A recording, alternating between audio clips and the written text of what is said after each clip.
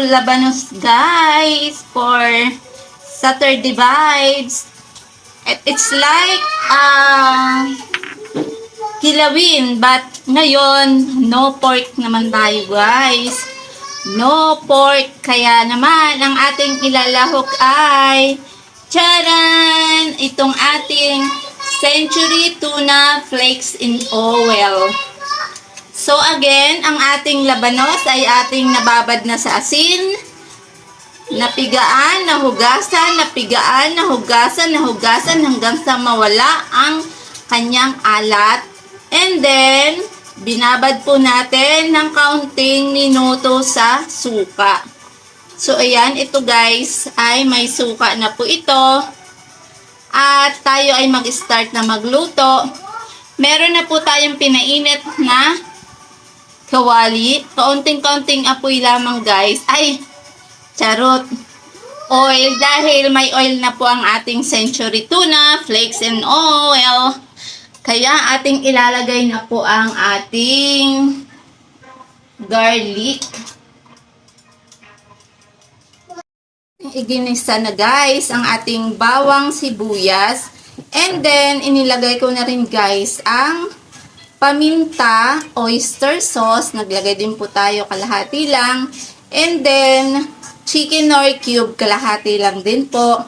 At ilalagay na po natin ang ating Century Tuna Flakes and Oil. 2 lata ito guys. Matitikman natin kung ano ang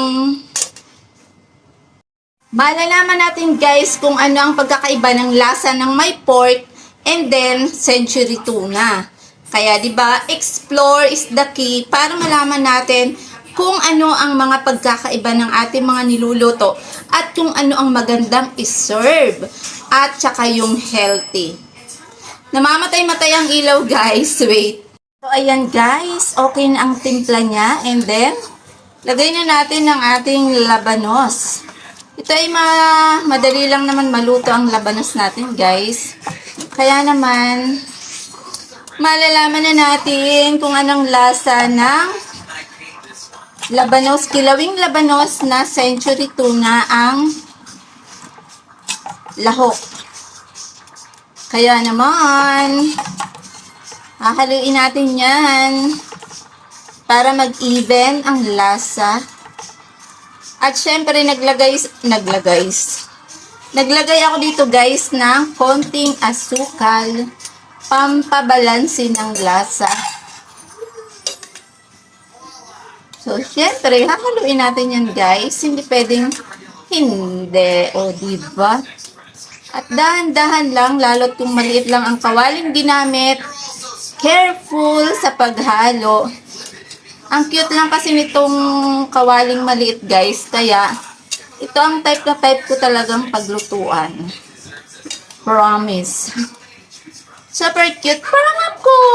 Char.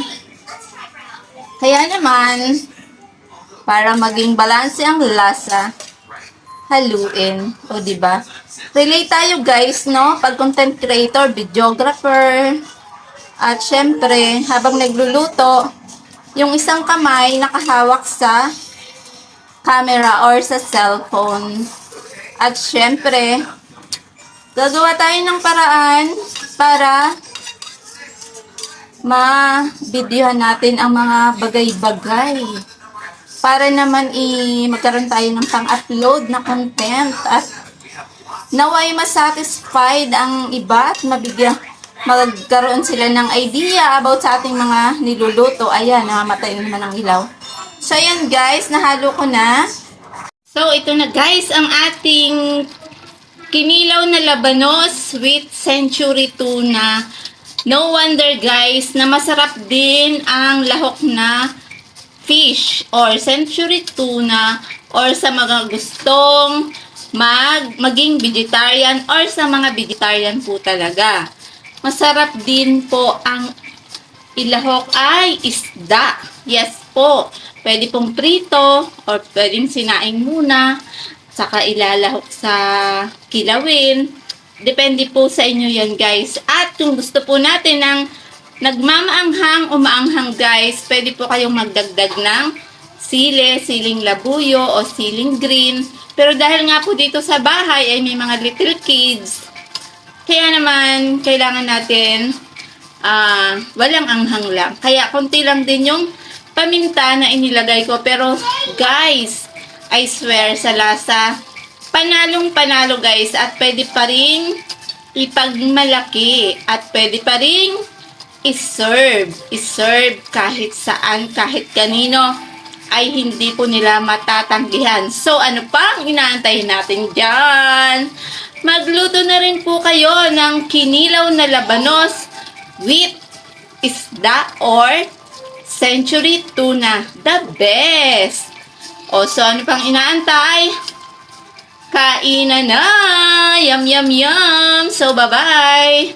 I hope nagkaroon po kayo ng idea sa aking niluto ngayong araw na ito. Bye-bye! Love, love, love! Mwah, mwah, mwah!